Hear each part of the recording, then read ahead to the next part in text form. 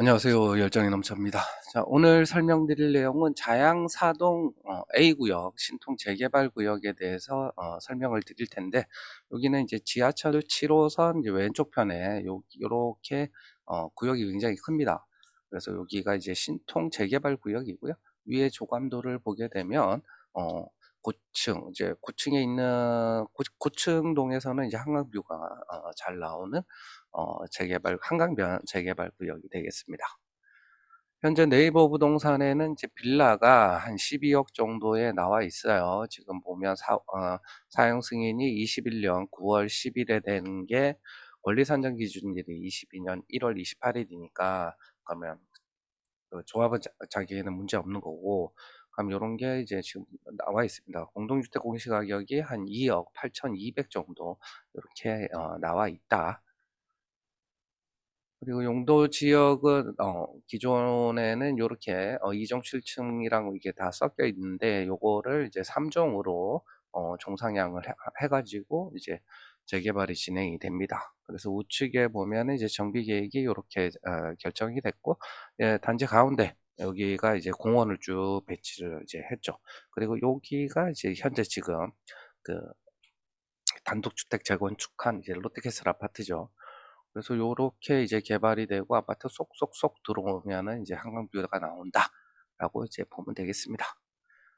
자, 그리고 정비계획안에 대해서 이제 재공람이 지금 진행되는데, 지금 보시면은 24년 4월 11일에 공람 공고 한 개, 지금 25년도에 서울시 이제 도계위에서 이제 수정 가결됐단 말이에요. 그러면 수정된 결과를 반영해서 지금 5월 1일부터 이제 6월 2일까지 재공람을 진행을 하고 있습니다.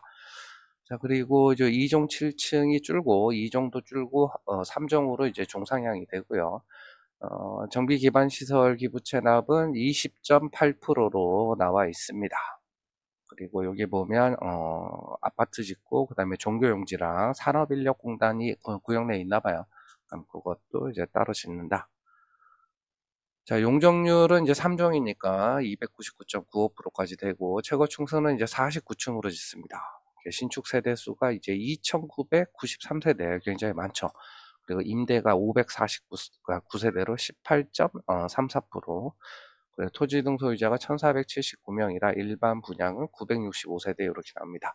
그래서 일반 분양 비율은 65.24% 이렇게 나오고요. 그럼 요 길 반대편에 있는 성수 전략정비구역 같은 경우가 뭐 일반 분양 비율이 가장 적은 게 성수 사지구, 거기가 60% 후반이고, 나머지 때가 거의 한 80, 70% 후반 정도 된단 말이에요. 그럼 그것보다는 대충 한 10% 정도 일반 분양 비율이 낮다 라고 보면 됩니다. 그리고 65%, 그리고 주변의 집값도 비싸잖아요. 그래서 일반 분양 비율 65%는 굉장히 이제 훌륭한 거라고 볼 수가 있고요. 그리고 평형 구성을 보면 이제 39, 59, 84, 108, 140 이렇게 구성되어 있어요. 근데 토지 등 소유자가 1479명이고, 여기 8호 초과가 543세대고, 60 초과 8호 이하가 877세대인데, 여기 보면 이제 74 평형이 없으니까 결국 877세대는 이제 84란 말이에요. 그럼 이거 다 합치면은 대략 보자 1420세대 정도 돼요. 그럼 토지 소유자가 1479명이고, 여기에 뭐 현금 청산하는 사람도 있을 거 아니에요. 보통 5%, 10%, 많게는 뭐 한 20%까지도 하는데, 그러면 거의 아무거나 사도, 구역 내 아무거나 사도 전용 84를 이제 분양받을 수 있겠구나. 아까 네이버 부동산에 올라와 있는 그 12억짜리 매물을 사도 전용 84를 분양받을 수 있다. 이렇게 이제 보면 되겠습니다. 자, 공공시설 부지 순부담 비율은 이제 11.88%고요. 요거는 뭐 다른 데랑 거의 비슷합니다. 그리고 여기가 보니까 사업성 보정 계수를 적용을 했어요. 그래서 어떻게 했냐? 서울시 평균 공시지가보다 대상지의 평균 공시지가가 어, 자, 1.1배 정도 낮아요. 그래서 서울시 평균이 제곱미터당 586만 원인데, 여기가 구역이 이제 평균이 이제 533만 원이라 1.1을 곱하는데 이게 2.0이 맥스입니다. 자, 그리고 여기 허용 용적률은 이제 3종이니까 20% 맥스, 20%까지 적용을 받는데, 뭐 공공보행 통로, 우수 디자인, 뭐 열린 단지, 방지 안전, 보통 다른 데서 하는 그 인센티브 항목들이라고 보면 되겠습니다. 그리고 세대당 주차 대수는 이제 1.5대로 돼 있고요. 그래서 지금 4,602대를 설치할 계획이랍니다. 자, 추정 비례율은 이제 113.6%고요. 여기 종전자산 총액을 보면은 1조 7,654억이고, 그 다음에 뭐 SH 보유한 거하고 한국산업인력공단 건물하고, 그러니까 그 다음 구역 내 순수한 사유지는 이제 1조 7,632억 정도 됩니다. 그래서 여기가 이제 요거는 이제 현재 재공람하는 거 말고 그저 24년도에 이제 공람했던 자료인데, 그때는 이제 비례율이 109.63%였고, 요때 당시에 종전자산을 어떻게 추정을 했냐면, 공동주택 소유자는 23년도 공시가격에 2.5배를 이제 곱해서 추정을 했고, 단독주택이나 상가 소유자는 이제 토지 경우는 23년도 공시지가에 2.4배를 곱해서 추정을 했다라고 합니다. 그리고 이때 당시에 조합원 분양가를 보면 이제 5구가 이제 10억 8,900 정도, 그다음 84가 14억 3천 정도, 그다음에 108 정도 되면은 뭐 한 42, 3평 되겠죠. 17억 정도. 그다음에 140이면 이제 50평대가 21억 5천 정도. 요렇게 이제 추정을 했습니다. 그래서 여기 수입을 보게 되면 이제 조합원 분양 수입이 1조 9,458억이고 일반 분양 수입이 1조 6,240억입니다. 그러니까 여기 일반 조합원 세대가 1,479세대고 일반 분양 세대가 965세대 아니에요. 그리고 조합원 분양가보다 일반 분양가를 이제 더 높게 책정을 했을 거니까, 그러니까 이게 지금 한 3,200억 정도밖에 분양가 차이가 분양 수입 차이가 안 납니다. 그래서 일반 분양 비율이 높기 때문에 결국에는 당연히 이제 분담금이 줄어들게 되겠죠. 자, 그래서 이게 조합원 분양 수입을 세대수로 나눠 보니까 14억 1,500 정도 되고요. 네, 일반 분양 수입을 세대수로 나눠 보니까 16억 8,300 정도 돼요. 그러면 요 차이가 대략 한 3억 정도가 이제 난다. 그러면 결국엔 이제 조합원 분양가랑 일반 분양가 차이가 그만큼 이렇게 벌려져 있다라고 이제 보면 되겠습니다. 자, 그리고 여기 보시면은 수입에 이주비 이자 수입이 없죠, 항목이. 요거를 왜 보냐면 다음 항목에 보면 됩니다. 자, 그래서 여기 지출, 이렇게 해서 이제 총 사업비를 보니까 1조 9,930억인데, 공사비가 1조 2,524억이에요. 그리고 요 금융비용을 보자고요. 금융비용이 2,295억입니다. 근데 항목을 보니까 요 대여금이라는 건 이제 사업비 대여금에 대한 이자고요. 이주비 이자가 요 지출에 포함이 되어 있는 거예요. 그래서 앞에서 이주비 이자 수입이 포함이 됐다면 결국에 그 이주비 이자를 입주 때 상환하는 후불제 방식을 이제 했을 텐데, 여기 같은 경우는 사업비에 이주비 이자를 이제 포함을 시켜놨어요. 그러면 이주비 이자를 이제 무상으로 이제 하는 걸로 이제 보면 됩니다. 그래서 이 비율을 보게 되면 결국에 전체 사업비의 공사비가 62.84%를 차지하고요. 금융비용이 11.52%, 예비비가 3.28%, 이렇게 됩니다. 그래서 요 금융비용에 이주비가 들어가 있다라는 게 가장 큰 포인트라고 이제 할 수가 있겠습니다. 자, 그래서 이제 공사비 요거를 지금 검증을 하는 겁니다. 그래서 그 여기 대지 면적을 놓고, 요거 자양 한양은 제가 수정을 안 해서 그래요. 요거는 다른 겁니다.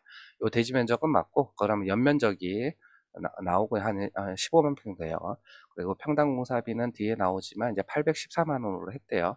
그러니까 총 공사비가 1조 2270억, 1조 2520억. 그러니까 거의 차이가 없죠.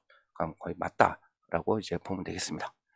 자, 그래서 공사비하고 일반 분양가에 따른 그 민감도 분석표인데, 공사비는 이제 813만 원 정도로 했고, 일반 분양가는 평당 4,941만 원 정도로 했습니다.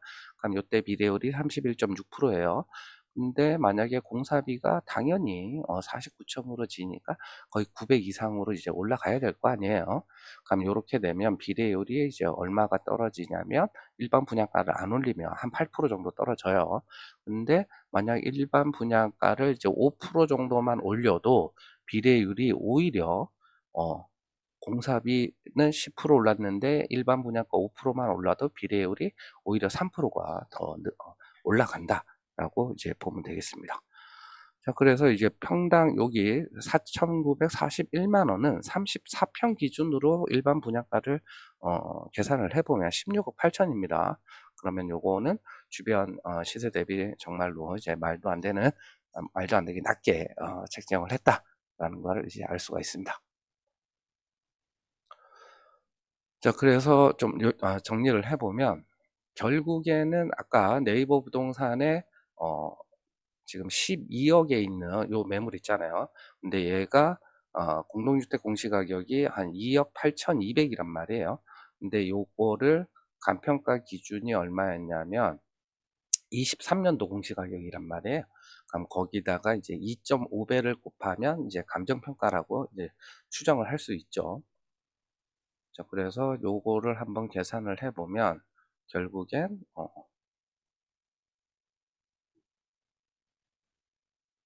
자 2억 8,300에 그러면 요거에 그러니까 요거는 이제 그 24년도 공시가격인데 23년이나 24년이나 그렇게 크게 차이는 없을 것 같아서 그냥 쓰는 거예요.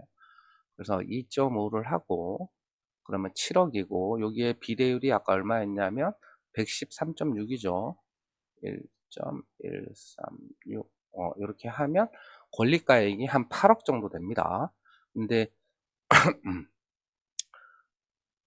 근데 여기에 조합원 분양가가 얼마냐면 자, 그래서 결국에 84의 조합원 분양가가 아까 여기 보시면 84가 14억 3천이에요. 그럼 14억 3천. 자, 14억 3천이고 그리고 내가 12억 주고 샀는데 근데 권리가가 8억이잖아요. 그러면 4억을 이제 프리미엄을 주고 사는 거죠. 그리고 그러면 실매가가 18억 3천 이렇게 되겠죠. 근데 주변에 신축 시세 그냥 바로 길 건너편에 있는 롯데캐슬만 하더라도 거의 뭐 25억 원짜리 요 정도 한단 말이에요.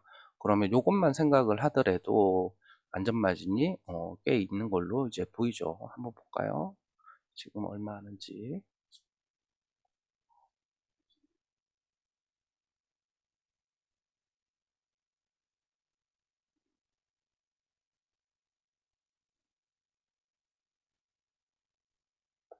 자, 롯데캐슬이 자 34평 보자. 25년 3월에 아니 저건 딴 거 같고 지금 매매로 호가로 올라오는 게 저층이 25 4층이 21억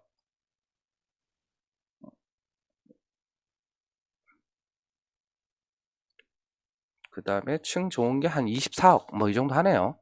그럼 이렇게 이제 따져보면 결국엔 진짜 보수적으로 25 주변 시세를 25억만 잡아도 대충 거의 한 7억 정도의 안전마진은 있는 거다.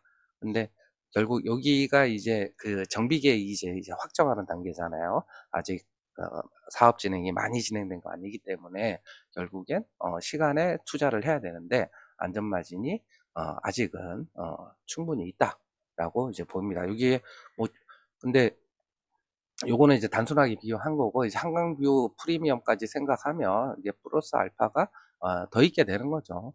그래서 결론은 뭐냐? 아직도 싸다. 뭐 이렇게 이제 볼 수가 있겠습니다. 감사합니다.